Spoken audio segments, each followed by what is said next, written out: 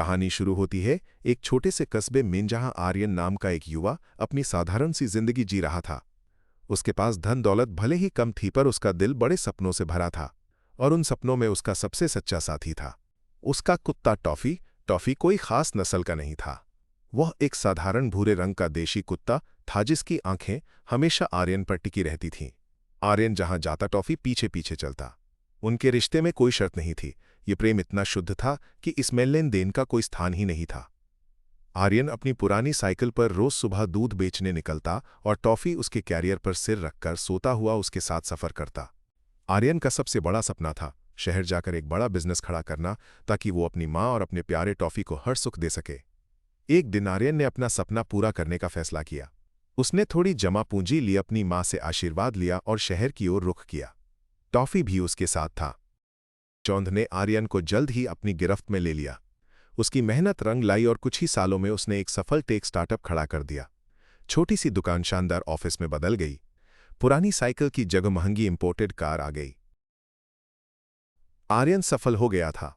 अब उसके आसपास दोस्तों और सलाहकारों का एक बड़ा समूह था। उसके जन्मदिन की पार्टियों में सैकड़ों लोग आते थे। हर कोई उसकी तारीफ करता, उसके विजन की वाहवाही करता। लेकिन इन नए रिश्तों में एक अजीब सी ठंडक थी। धीरे धीरे आर्यन की दुनिया बदल गई।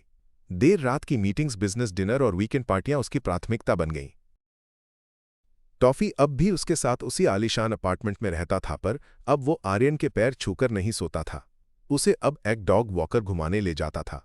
जब आर्यन घर आता, टॉफी उत्साह से पूंछ हिलाता, पर अक्सर आर्यन थकावट या फोन कॉल में व्यस्त होने का बहाना करके उसे अनदेखा कर देता। आर्यन ने वफादारी के मायने सिर्फ बिजनेस पार्टनरशिप और नेटवर्किंग तक सीमित कर दिए थे।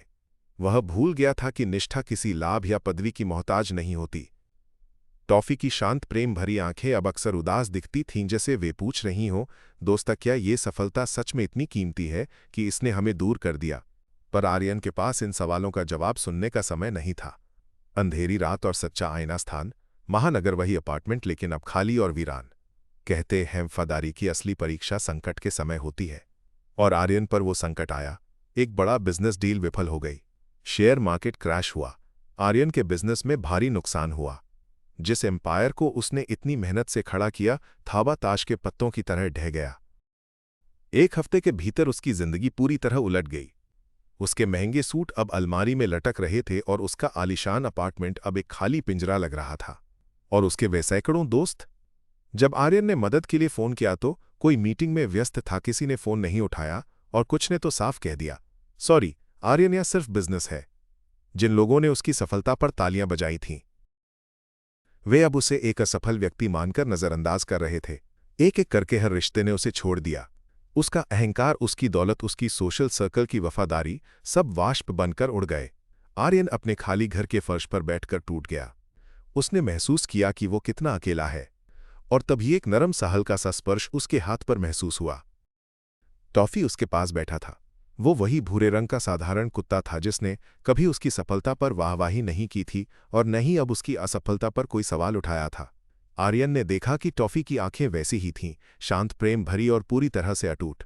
उस क्षण में आर्यन को एहसास हुआ कि पिछले 5 सालों में टॉफी ने एक बार भी उससे कुछ नहीं मांगा था। कोई महंगा खाना नहीं, कोई नया खिलौना नहीं, सिर्फ उसका समय और उसका प्यार। जब आर्यन अमीर था तब भी टॉफी ने उसी उत्साह से पूंछ हिलाई थी, और जब आर्यन कंगाल हो गया तब भी टॉफी उसी उत्साह और बिना शर्त प्रेम के साथ उसके पास बैठा था। टॉफी ने धीरे से अपना सिर आर्यन की गोद में रख दिया।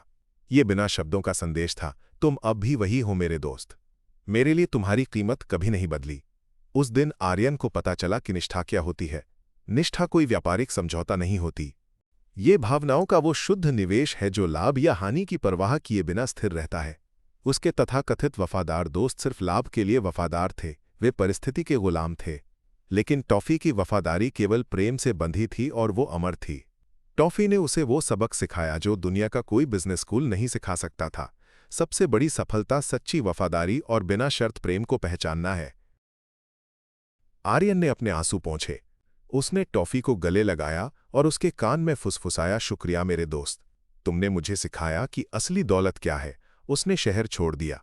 वह अपनी पुरानी साइकिल और अपने वफादार टॉफी के साथ वापस अपने छोटे से कस्बे में आ गया। इस बार वह सफलता के पीछे नहीं भागा, वो संतुष्टि के पीछे भागा। उसने एक छोटा पर ईमानदार बिजनेस फिर से शुरू किया।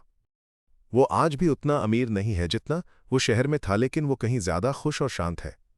वो अब हर सुबह टॉफी के साथ सैर पर जाता है, उसे अपने हाथ से खाना खिलाता है और उसकी आंखों में देखता है।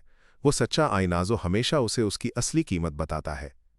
अंतिम संदेश ये कहानी हमें सिखाती है कि जिंदगी में असली दौलत रिश्ते होते हैं और सबसे सच्चा रिश्ता वही होता है जो आपकी दौलत, पद या हैसियत देखकर ना बदले।